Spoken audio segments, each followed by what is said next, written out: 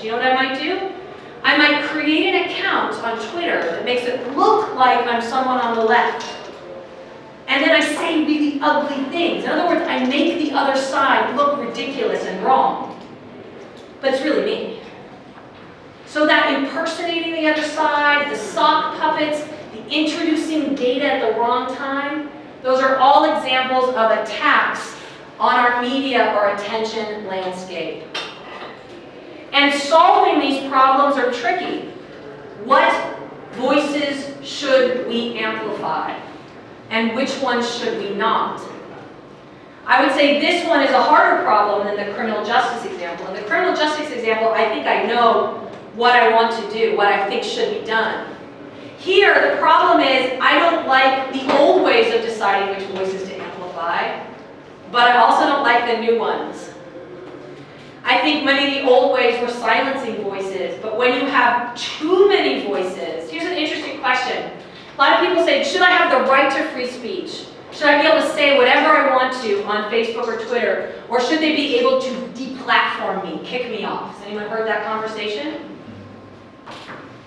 It's a really tough one because, again, if we're citizens of Facebook and they can make a decision to just kick someone out without any review, that seems problematic.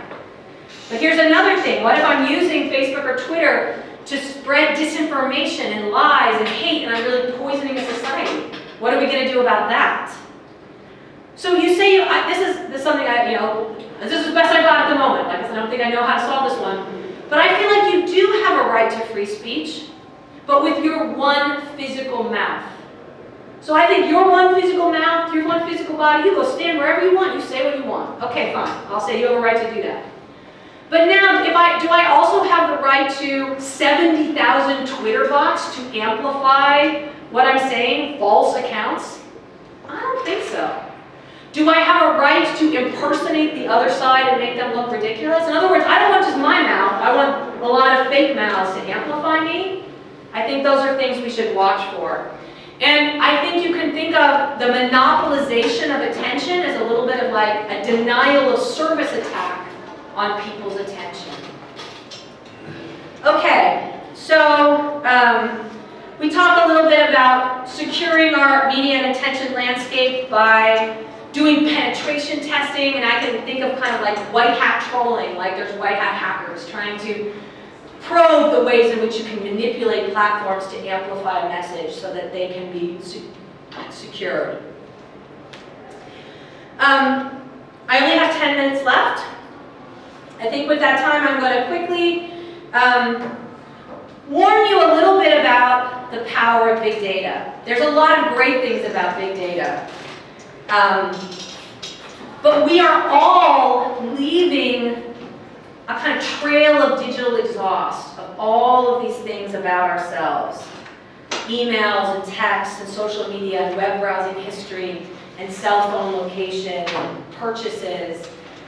And that data we are leaving into the world in some ways can be used to make decisions against us and can be used to manipulate our opinions. Sometimes when people say, what's the worst thing you think is likely to happen with your personal data? People worry about their privacy being violated, they worry about being advertised to, maybe they worry about government control, maybe they worry about data stolen by malicious hackers or released anonymously that's not really anonymous. But I've been trying to highlight today that other possibilities which are happening now are your opinions and actions being manipulated or big decisions made about your life. So I think as we adopt these technologies that can do so many good things, I think we need to lobby for strong legislation, strong controls on making these algorithms and platforms and software systems accountable to individuals and to societies and the good of society, not just the profit motive of companies. That is not going to give us the world we want. If you don't get a particular job, if you don't get credit, if your insurance rates go up, if you don't get a visa, if you're not shown the full facts and are manipulated into buying something or voting a certain way against your interests, that's not the we want to live in. So we have to, as people who are experts in information technologies, we need to keep our eyes both on the good and the bad, and look for ways to amplify the good, but don't forget about controlling the bad. Because there is a bad side that needs controlled. So we've talked about big decisions about the lives of individuals being made in a partnership between human decision makers and computer systems. We've talked about how we're fundamentally changing this landscape of societal decision-making processes, and how in the process of automation and moving to new platforms, we may be undermining principles on which our societies have been built for many, many years. We might be losing the right to confront our accusers. We might be losing the right to a public trial. We might be losing the ability to get balanced facts on an issue. So we have to think about securing and debugging these complex socio-technical systems that we are deploying. I'll point you to some efforts that I've been a part of for statements on algorithmic transparency and accountability.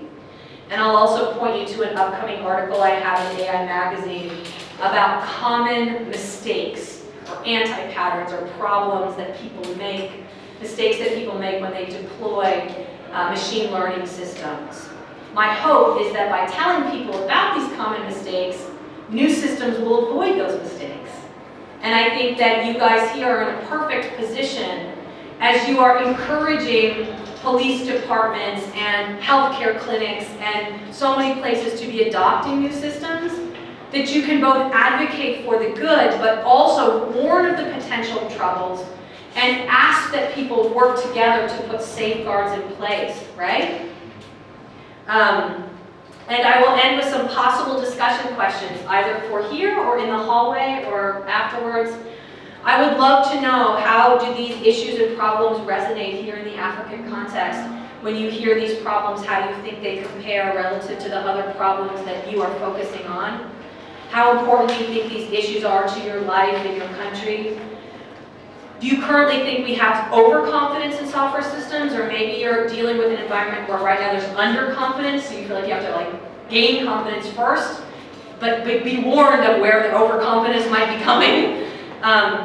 And maybe there's an opportunity to learn from mistakes of early adopters and avoid some of these problems by being more wise and strategic than some of the early adopters have been. And here's my email. Here's my website, here's my Twitter handle. I would love to hear from you and keep in contact. And with that, I will take some questions.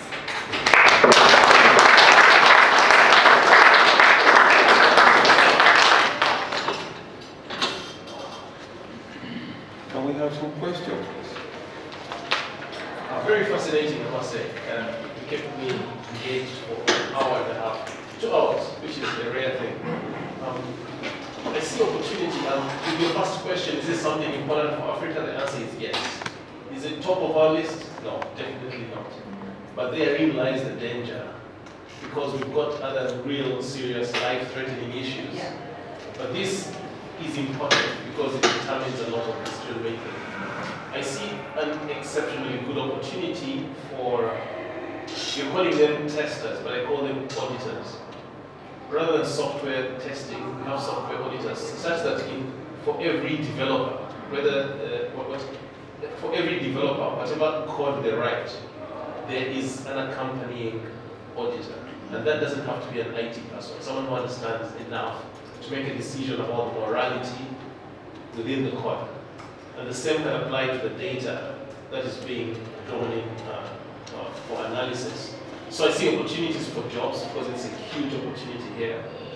And but this is fascinating. Thank you so much.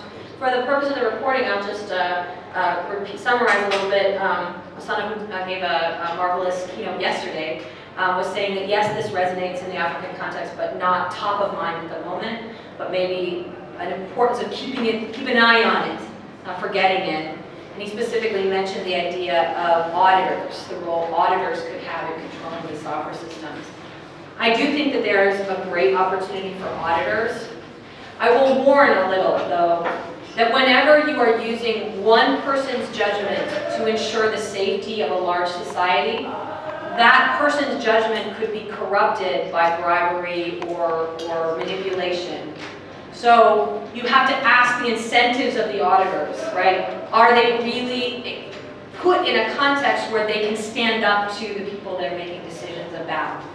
So I think it can have a great role, but in terms of securing the socio-technical system, you have to ask what is the potential of manipulating that auditor? And so you have to give them enough of a stick and a carrot to really do their job. Or you might end up a place where you have just as many problems, even with that in place.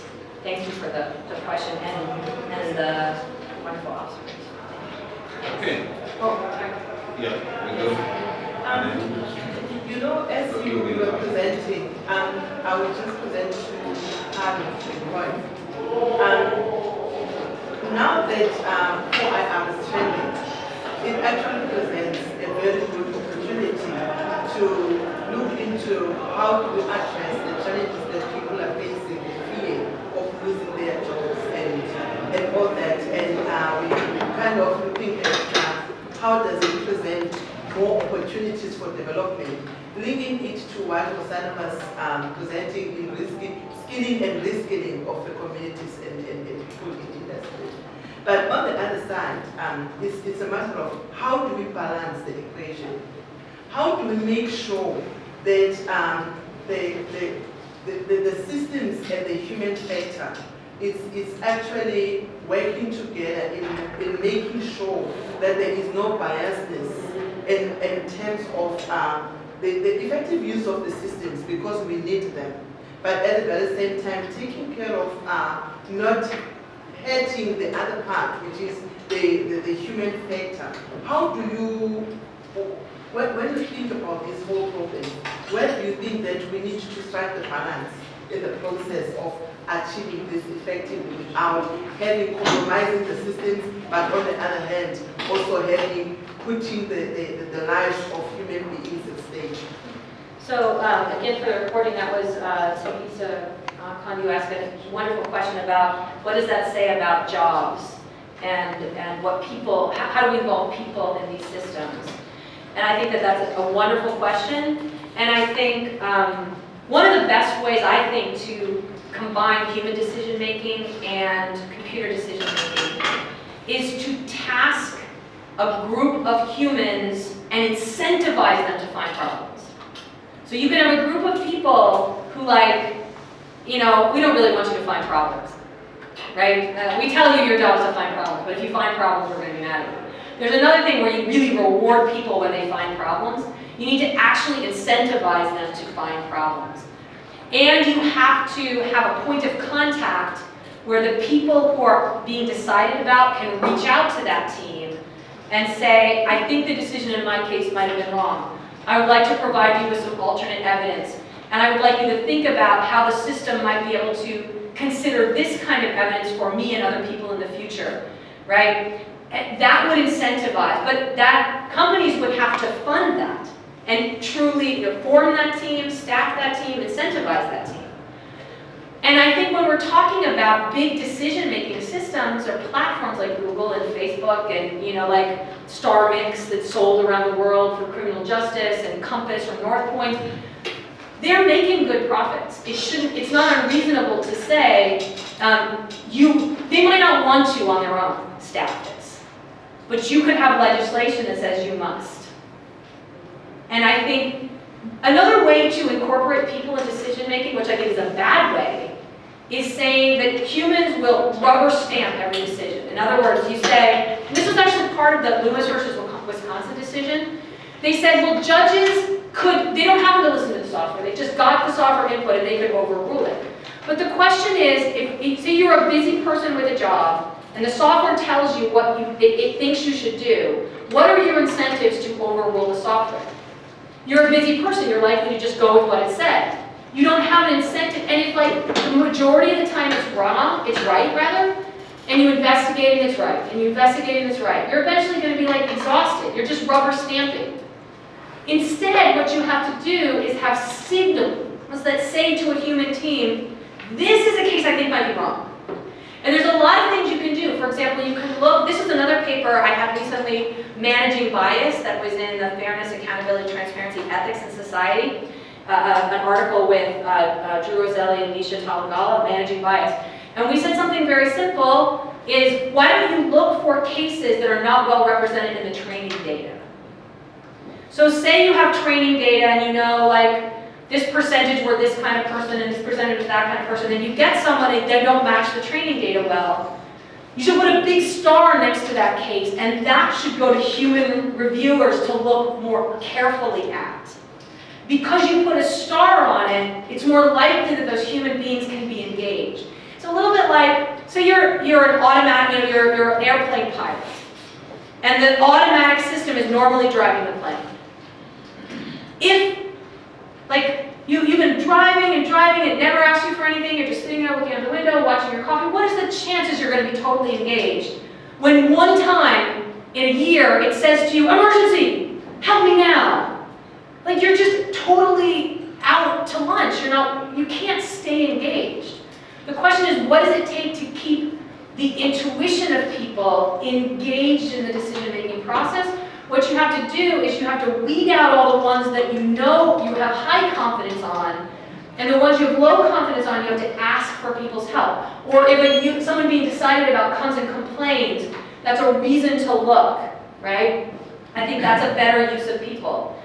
And I think it would create good jobs, and I think it's a better way, but I don't think companies will do it unless we make them. Thank you. We'll take that question. We will have to carry some questions to team, but we'll take this and that will be the last. I'd be happy to answer other questions, so please, if you have questions, come see me later. Okay. We have one last question as a group. Okay, thank you. Oh, Mine is not really a question, but I want to concur with your presentation. I'm a professional in the IT space, business intelligence in particular. There is a tool on the market. It came up about 3 years ago. They claim that it's a machine learning tool. So what it does is you load it with a CSV file or an Excel file, and then it reads those columns.